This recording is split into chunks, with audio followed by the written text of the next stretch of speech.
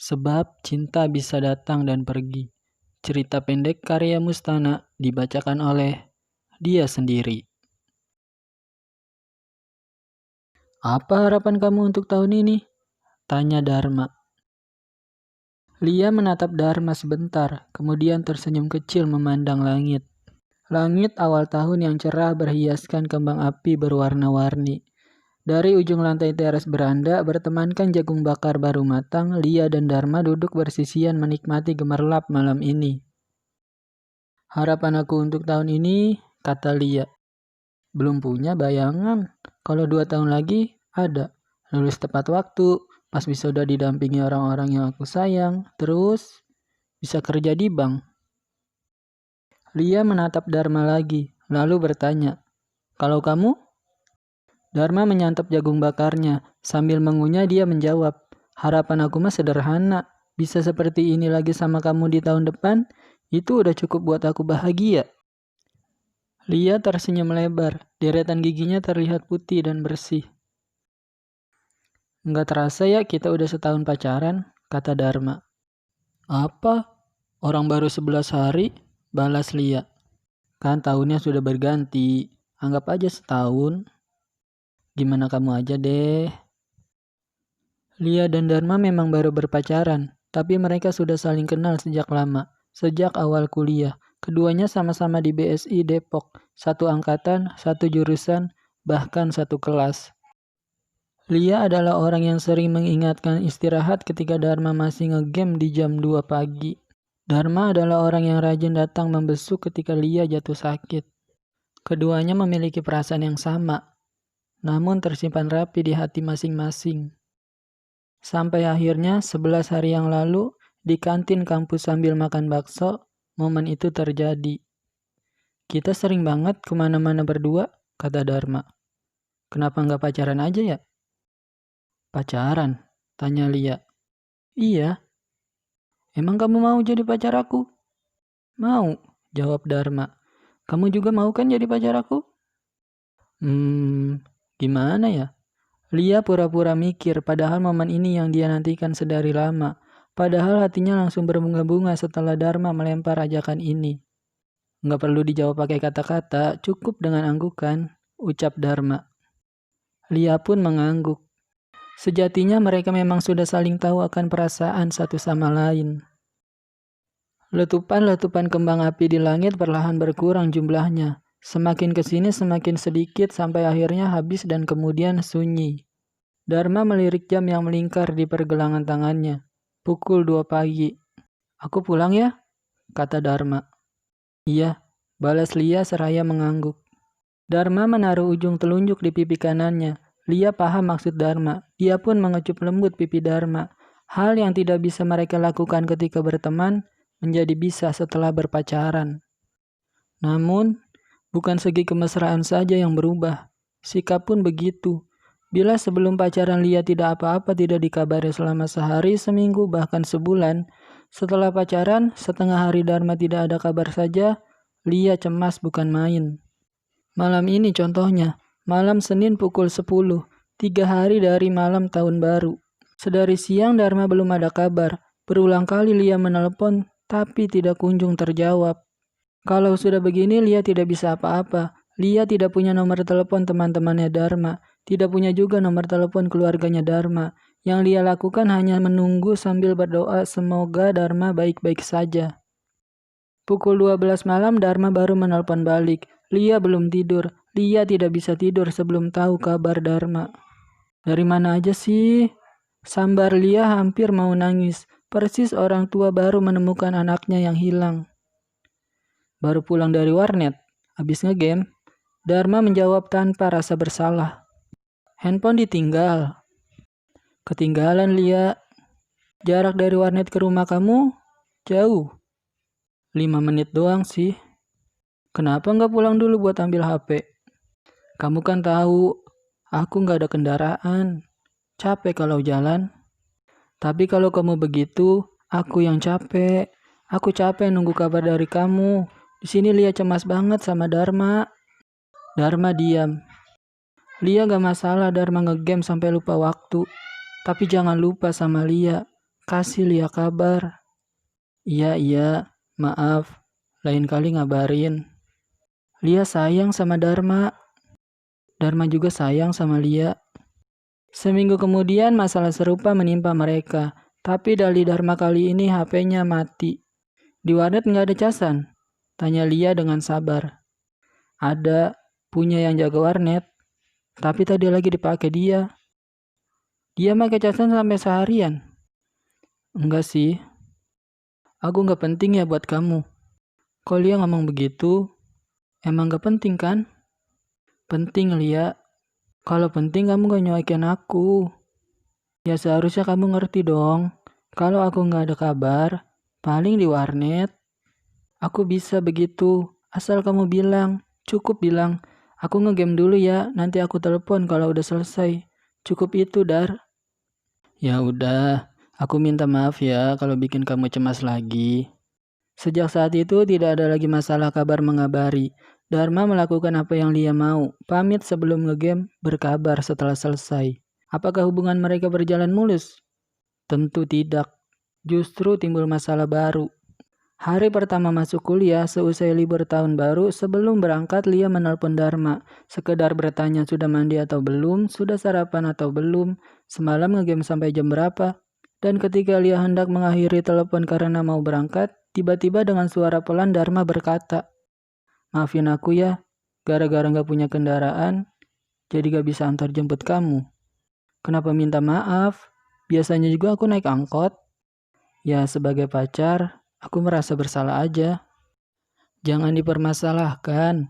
Orang akunya juga gak mempermasalahkan kok. Aku pacar yang gak berguna, Lia. Dharma, sahut Lia agak membentak. Aku gak suka kamu ngomong begitu. Sepasang kekasih itu saling menyayangi, bukan menguntungkan.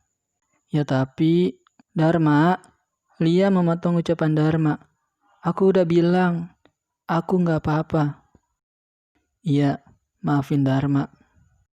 Baguslah kalimat-kalimat Lia cukup meyakinkan. Sejak pagi itu Dharma tidak minder lagi. Dia percaya gak apa-apa dari Lia, ya memang tidak apa-apa. Lia berbeda dari cewek-cewek yang pernah Dharma temui, yang bilang gak apa-apa, tapi sebenarnya apa-apa. Lia turut senang, dia senang tidak bertengkar dengan Dharma. Hubungannya membaik, dan terus membaik.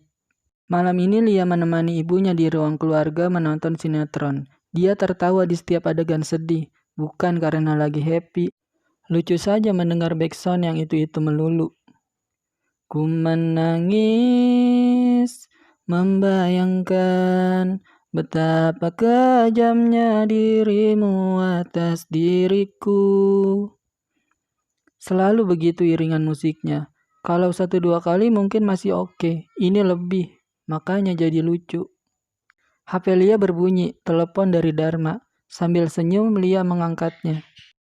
Li, sebelumnya aku minta maaf ya, kata Dharma. Senyum Lia mendadak pudar. Minta maaf apa? Tanya Lia. Barusan aku habis mikir panjang. Tentang hubungan kita. Ya, terus? Kita putus aja ya. Putus? Kenapa? Aku salah apa? Kamu gak salah. Setelah aku pikir-pikir, kita lebih baik temenan. Kalau temen, aku bisa jadi yang baik. Kalau pacar, ternyata aku gak bisa. Waktuku lebih banyak di game daripada di kamu. Aku kan udah bilang, aku gak masalah. Tapi buat aku masalah. Kamu kenapa mempermasalahkan apa yang gak aku permasalahkan? Aku gak tahu, tapi keputusan aku udah bulat. Aku gak bisa lanjutin hubungan kita. Aku tahu ini egois banget. Aku tahu ini jahat banget. Tapi ini keputusan aku. Kamu pasti gak bisa menerima. Tapi percayalah, kamu akan bisa. Maafin Dharma ya, Lia. Sambungan telepon terputus. Lia masih menaruh handphone di telinganya. Dia masih diambang kaget dengan tidak percaya. Di saat dia merasa hubungannya baik-baik saja, kenapa di saat itu pula malah kandas? Melihat mata anaknya membasah, ibunya lekas merangkul, bertanya ada apa. Lia tidak menjawab. Lia tidak bisa menjawab. Dia jatuh ke pangkuan ibunya, menangis di sana. Di tengah-tengah keharuan itu, backsound sinetron mengalun. Ku menangis, membayangkan betapa kejamnya dirimu atas diriku. Musik yang sama, bedanya Lia tidak tertawa. Lia menangis, dan musik itu seolah mengiringinya. Istilah kita lebih baik berteman hanya omong kosong belaka. Lia dan Dharma kini menjadi dua orang yang cenderung bermusuhan. Hampir setiap hari bertemu di kelas namun tak bertegur sapa. Ketika berpapasan, Lia pura-pura tidak melihat sementara Dharma setengah menunduk. Ketika Lia jatuh sakit, Dharma tidak membesuk. Semua telah berubah. Semua telah memburuk. Semester 3 Lia pindah kelas dari pagi ke malam. Sejak saat itu dia tidak pernah lagi bertemu Dharma. Lia pikir langkah ini bisa melupakan Dharma. Ternyata tidak. Ketika ke kantin, Lia langsung terseret ke kenangan Dharma menyatakan perasaan padanya. Dharma terus menempel di pikiran dan juga hati Lia. Beberapa bulan kemudian Lia bertemu Dipo, kakak kelasnya sewaktu SMA. Pertemuannya berlangsung di tepi jalan raya saat Lia sedang menunggu angkot. Sebuah Vespa merah berhenti di depannya, dikendarai oleh Dipo. Dipo yang lantas menawari Lia tumpangan, dan Lia mau. Mereka bertukar nomor telepon, kemudian membahas masa lalu, mengenang serunya zaman SMA. Dipo masih ingat Lia pernah jatuh di lorong gara-gara terselimpat kakinya sendiri. Lia masih ingat Dipo pernah minjam uang 5.000 dan sampai sekarang belum diganti. Betapa hal-hal itu membuat mereka tertawa, membuat mereka bahagia, membuat mereka merasa nyaman. Sampai pada suatu malam di telepon, Dipo menyinggung soal perasaan. Dia berkata bahwa waktu SMA sebenarnya dia sempat menaruh hati pada Lia. Lia pun begitu. Dia juga sempat menaruh hati pada Dipo. Berharap Dipo nembak tapi tak kunjung juga hingga lulus dan berpisah. Kalau sekarang aku nembak kamu, bakal diterima gak ya kira-kira?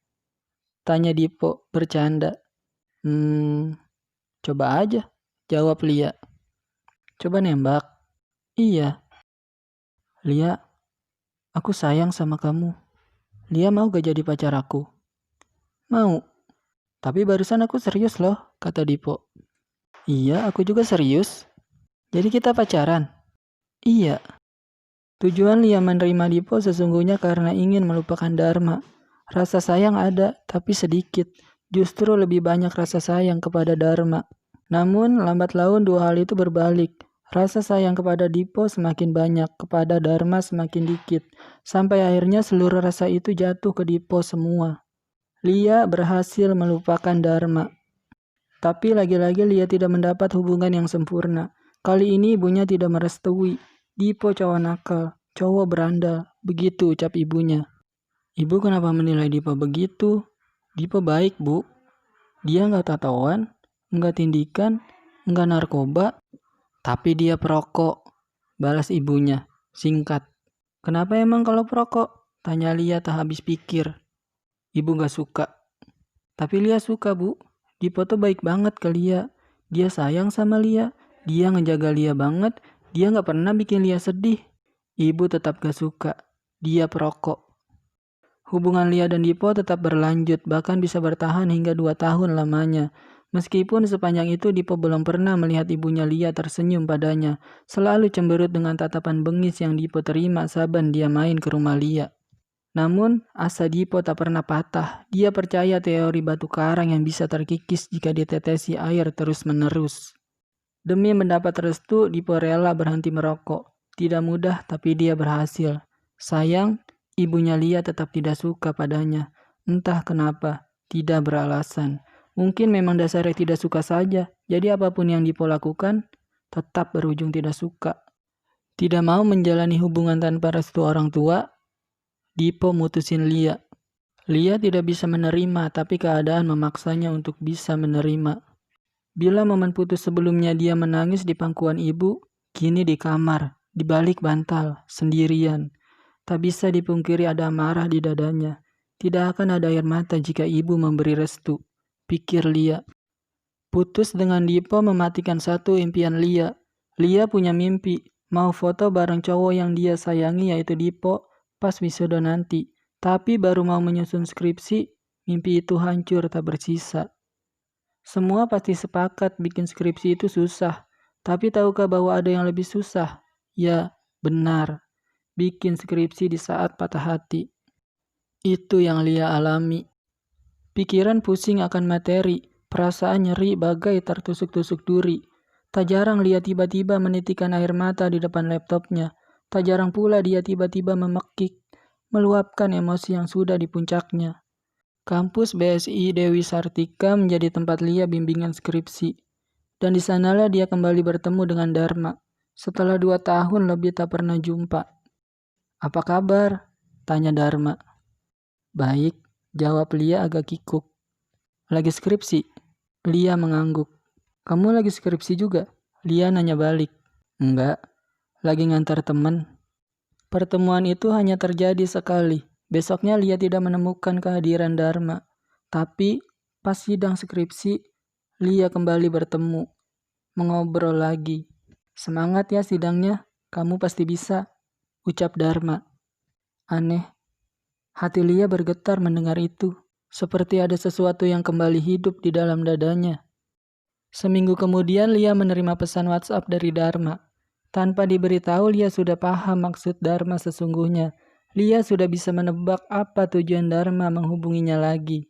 Komunikasi mereka membaik seperti sedia kala. Sering bersama lagi. Nonton bioskop berdua, makan berdua, liburan berdua. Dharma main ke rumah Lia pada malam minggu. Lia senang. Kamu mau kita gimana? Teman dekat tanpa status apa-apa? Atau pacaran lagi? Tanya Dharma.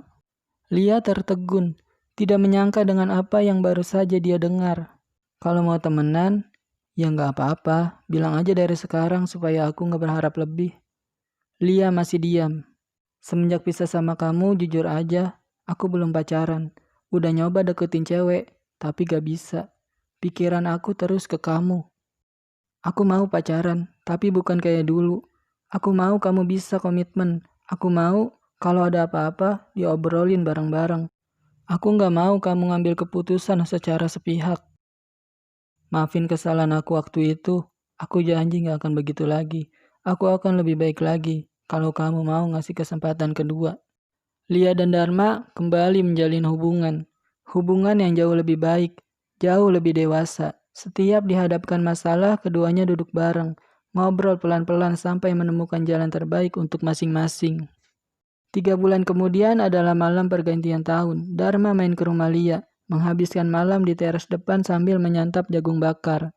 Pukul 12 lewat sedikit, Dharma melempar pertanyaan yang sama dengan waktu itu. Apa harapan kamu untuk tahun ini? Lia menjawab, semoga lebih banyak bahagianya. Kalau bisa, jangan ada sedihnya. Kamu? Lia nanya balik. Bisa seperti ini lagi sama kamu di tahun depan. Kenapa harapan kamu masih sama kayak dulu? Karena aku memang orang yang sama. Orang yang sayang sama kamu, yang sering mikirin kamu, yang gak bisa jauh-jauh dari kamu. Lia tersenyum. Lia sayang sama Dharma, ucap Lia. Dharma sayang banget sama Lia, balas Dharma. Mereka bertatapan. Perlahan Dharma memajukan kepalanya. Lia juga, semakin dekat, terus mendekat. Mata mereka pun terpejam begitu saling bersentuhan bibir satu sama lain. Letupan-letupan kembang api terus bertebaran di langit. Bagai bersorak gembira melihat Lia dan Dharma menyatu kembali. Cinta bisa datang dan pergi kapanpun. Tapi cinta tidak akan pergi jika ia sudah menemukan rumah terbaik.